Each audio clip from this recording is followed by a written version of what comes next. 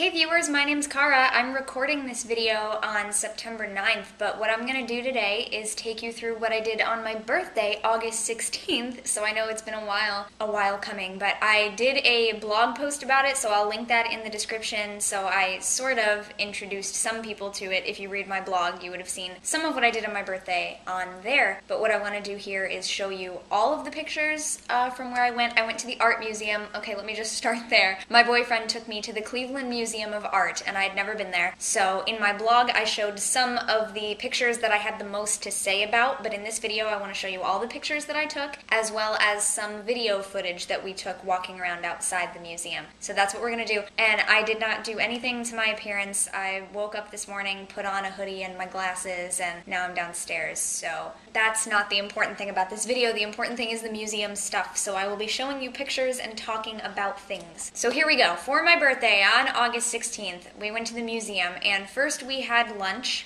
at the little museum cafe, and I think I have a picture. Yeah, I have a picture of the bottle of wine that we got. Little tiny miniature bottle of Pinot Grigio, which actually was just called Pinot Gris, and they even had wine glasses for us, and I had a cute little dessert and a green bean salad, which was one of the only vegan things they had. And the dessert that I got was not vegan, but it was vegetarian, so I'm trying as much as possible. But it was very good. It was a nice little lunch, and then we went into the museum itself. There was some artwork in the main lobby, the atrium area, before you actually get into any of the exhibits, but I didn't take a picture of that. It was giant, like, bronze-looking sculptures of the 12 animals in the Chinese zodiac, and as you walked around, each one was just a giant animal head, like, on a stem. Big, huge sculpture of each one of the animals in the zodiac, which were really cool. Now I wish I had taken a picture, but I totally neglected to do so. So as we went into the exhibits, here come the pictures. The first place that I went to, of course, was the ancient Greek and Roman and all of those different types of things, the oldest stuff in the museum. The first thing I took a picture of is this statuette of a woman, and it's called the Stargazer. It's from about 3000 BC. If you can't read what's on there, I'll put it on the screen. The oldest piece that the CMA owns, I believe it said. There was another informational thing around the side, and that's my boyfriend in the background there. I loved this piece because it's, the very first thing as you walk in, it's greeting you as you walk into the exhibit, and it's this old piece, and it's, a female statue looking up to the sky. And recently in one of my magic classes, we had just been talking about symbolism in magic and how the earliest pieces of art were goddess art, such as the Venus statues that we see all the time. And so this was the first thing, so I had to take a picture of her. And then the next thing is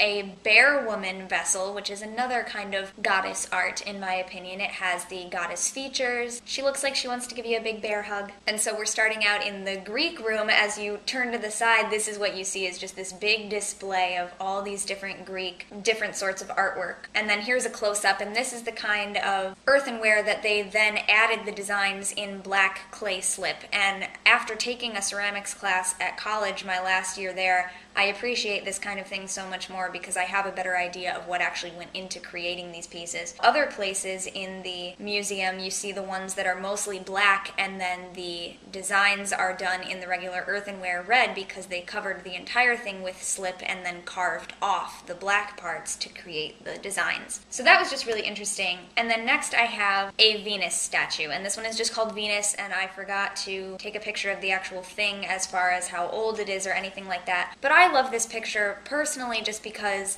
as a very small person, I always hear a lot of conflicting ideals of beauty throughout different cultures throughout the world, and Venus, Aphrodite, being a goddess of beauty, seeing her depicted like this in a way that, looks a lot like how I look. She has a small chest, she has a trim stomach, and clearly some muscle. She actually is depicted with more muscle than I think I have. But, she's not the Western American ideal of beauty, which is just, very curvy, very voluptuous, and she's also not other standards of beauty, which is, you need to be bigger, you look like you could be blown away by the wind kind of thing. So I took a picture of this for that purpose. That just really spoke to me in that sense. The next thing I took a picture of is a necklace from the Byzantine era, and I took a picture of this because it looks like some of the jewelry that I make, so I really enjoyed seeing this. Its beads are different types of stones: amethyst, sapphire, pearl, and even those little gold things near the clasp look like some pieces that I have to make jewelry out of. So I actually want to make a modern, my version recreation of something that looks like this. So I took a picture of that. The next thing, in the Egyptian area, there were so many beautiful statues, but the next thing that really caught my eye was what I thought was a statue of a cat. And as it turns out, when I read the description, this is actually an urn that was meant to hold the mummified remains of a sacred cat. As it describes, this is hollow on the bottom, and so the mummy would be placed in from the bottom. This next picture is from the Islamic section. It's a prayer niche, plain and simple, and it's just so beautiful. Look at all the intricate detail, and that does continue over to the left side, but I had to turn my camera lengthwise to get this still frame, so I got as much of it in there as I could. This next thing, it's kind of weird. I should have taken video of it. It's weird to see it in a picture is what I mean. It's not weird. But what it is on the right side of the image you see there is a sort of plastic that they've put a design on and then cut it out sort of like you would with an X-Acto knife. I don't know, they probably laser cut it. But then what's happening is in the museum they have it hanging up a couple inches away from the wall, and there's a light shining through it. So what you see on the left side of the picture there is actually the light shining through this stencil, and the light on the wall is the actual artwork that you're meant to look at.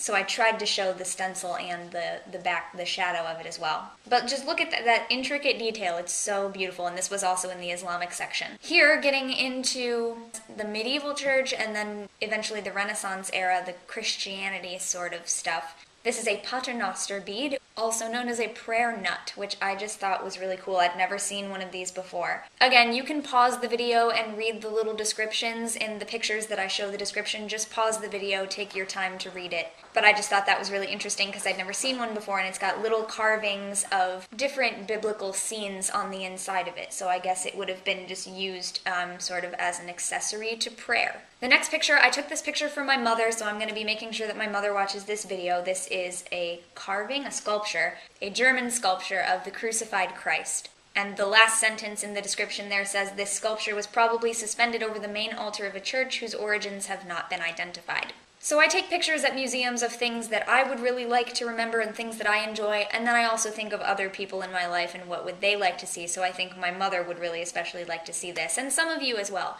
This one is something that's also from the church. This is from the Renaissance section of the museum. And I'm actually going to read this little caption for you. This says, when this object was acquired, it was thought to be a container for holy oil or another sacred relic or substance. However, closer examination revealed that the rock crystal prism at the object's core is completely solid, leaving no room in which to insert such matter. The object's original function thus remains unclear. It may have served as an amulet, a magical object meant to protect its owner from evil and mishaps. So you can see why I really like this piece. And I just thought it was interesting that they thought it was something originally, but then when they found out it's a solid crystal, it does not in fact contain anything like water, that they were just confused. What could this possibly have been used for? And so now they do think that it may have just been a protective amulet. So even in the church, you know, this is a church item, they even used crystals. This next piece is also from the Renaissance period, and that's also why I love it. This is a table with a carving of Kronos. It's from Italy, but again, this is about 1700, and it just was so fun for me to go throughout the, Renaissance church rooms of this museum and see, during the time period that Christianity had already basically taken over and everything was, the main religion was Christianity, they were still creating art of pagan gods and goddesses, and there's a lot of it. You'll see some more. On top of this table is actually, you can see the feet of a statuette of Ares, the god of war, as we best know him.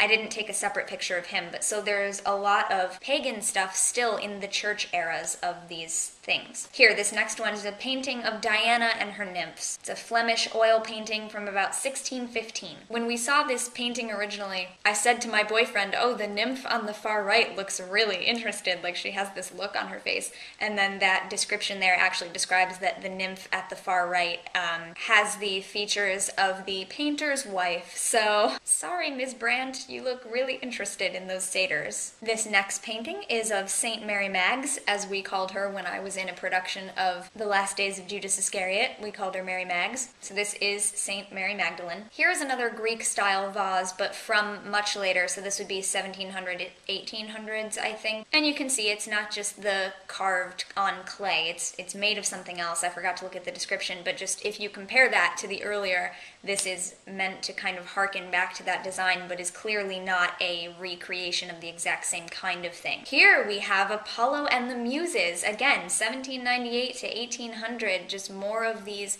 pagan gods. I love it. So this is French. This is a set of 5 paintings, and when you see it up on the wall, it all goes left to right, down one long wall. I've broken it up here just so you can see it all in a smaller section, but so that top left, those are the first 2, and then Apollo with Urania is the centerpiece, and then the 2 pictured here on the bottom are to the far right, Clio and Calliope. This painting, I just got a kick out of this. This is Cupid and Psyche, but I love the description that it gives, so I have to read it to you. This is by Jacques-Louis David, and it says, David used the story of Cupid and Psyche to explore the conflict between idealized love and physical reality.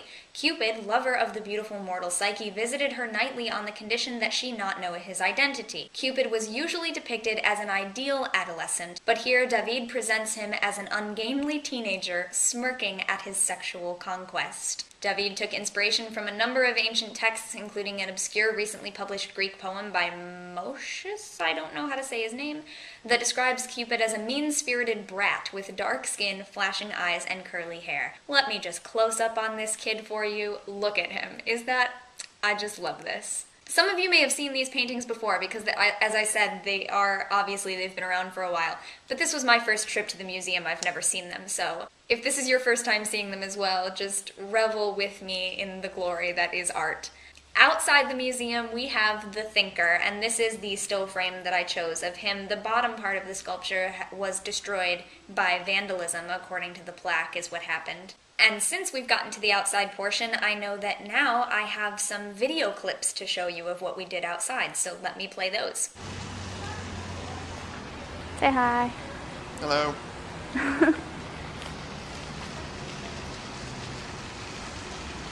It goes all the way over there.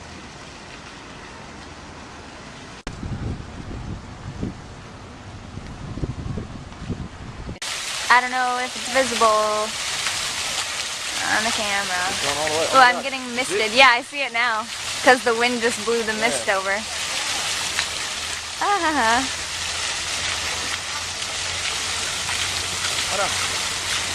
It was magical. Now it's gone. Fishies. There it comes from all the way. Fishies.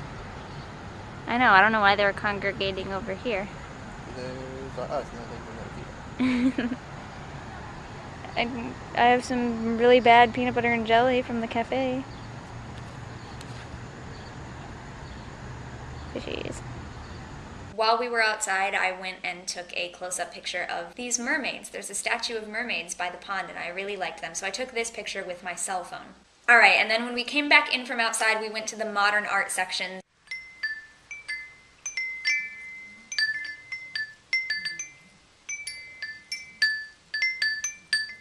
The first thing I saw, which is what I had been, wanting to see, Monet. I love Monet, and as you walk into the more contemporary galleries, this is facing you from the wall. This is one of a 3-part water lilies painting by Monet. The Cleveland Museum of Art has one of them permanently, and then, they send them around to different museums for different displays. But so this was wonderful, and I took a close-up of Monet's signature because I love Monet. This was fabulous. This was a short section on Tiffany, specifically Tiffany's creations, and so I have a picture of me reflected in one of the Tiffany mirrors. This is a close-up of a section of a stained glass Tiffany window. So I discovered that I really like Tiffany. This one I took a picture of because of the description. So obviously it's a beautiful painting, but I may not have taken a picture of it if not for what the description has to say. So this is a French painting, and it's illustrating one of Victor Hugo's poems, the title of which I will mispronounce, Boaz Sleeping. The description partially reads, "A reclining poet gazes at the stars above as if in a dream, placing one hand over his heart and gesturing toward a crescent moon. The moon was thought to exert a special influence on poets and artists, influence, inspiring not only creativity, but darker thoughts of melancholy and suicide. The moon having an artistic influence on people is something that we've always heard of, but I've never heard of the moon inspiring darker thoughts such as suicide, so that is what caught my eye here.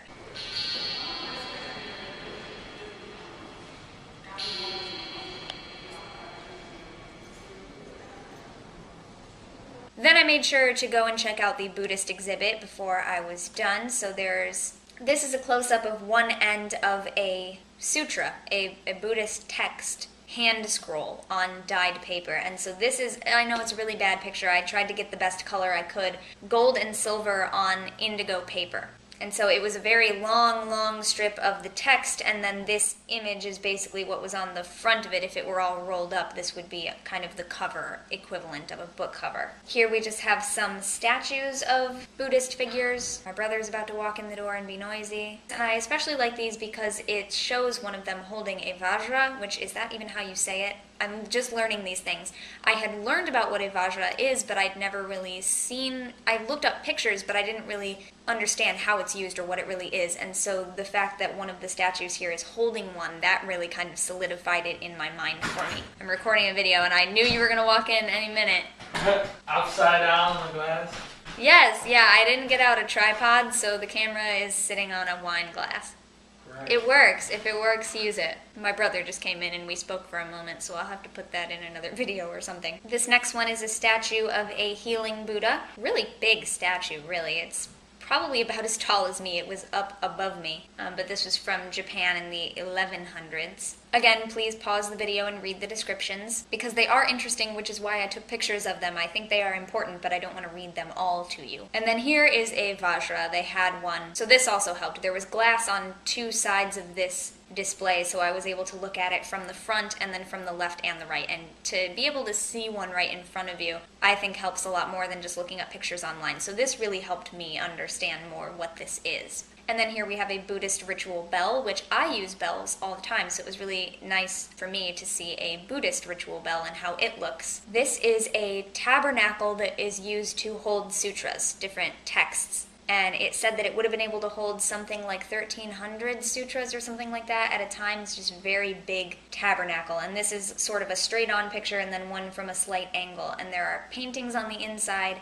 paintings on the back, and you can actually see from the angle that I took the pictures, there is a reflection of the healing Buddha in the photo on the left, and then on the right side there is a reflection in it of one of the Bodhisattva statues. Oh, and then this is from the gift shop. After we were all done, we went back out, we looked in the gift shop, and I really liked these. They're little notebooks that have information on the inside of the gods and goddesses of ancient Egypt, and I just thought that was really cool. While we were in the gift shop, we were looking around at all these different things, and I thought, well, a lot of these things are really cool, but I don't really want any. And then as we were about to leave the gift shop, I saw across the gift shop, I saw something that I hadn't seen when I walked by it, which is that they had a display of Buddha boards, which are these things. I should go get mine. But it's a really cool thing. I'll do other videos of it because it's just really fun. But it's something that my roommate in college, my ex-girlfriend, had one, and she let me play around with it. And it's a board that you use water to paint on it, and you make your design, and then it evaporates and goes away. So if you've ever seen the outro clip that I use on Pagan Perspective videos,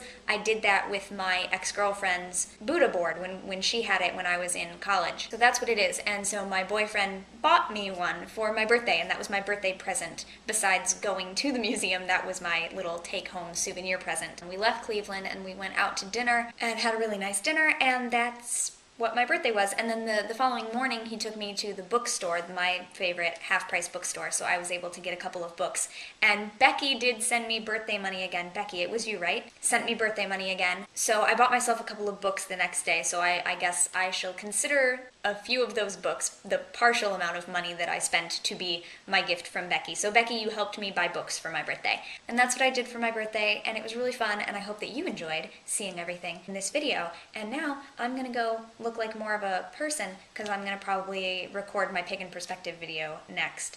I just started rewatching the video and then I realized I'm wearing my other birthday present. Not on my birthday, but a few days later my boyfriend and I went to Lake Erie and we were going with his mother to her high school reunion, and we walked around and there are a couple of shops there that are really interesting. Some friends that I've met recently, the drum circle that I went to and that I will be going to more of them regularly, this was from their shop, and my boyfriend also bought me this hoodie as part of my birthday present, and the hood is really cute. So before I end this video, I'll just, because this counts as part of my birthday.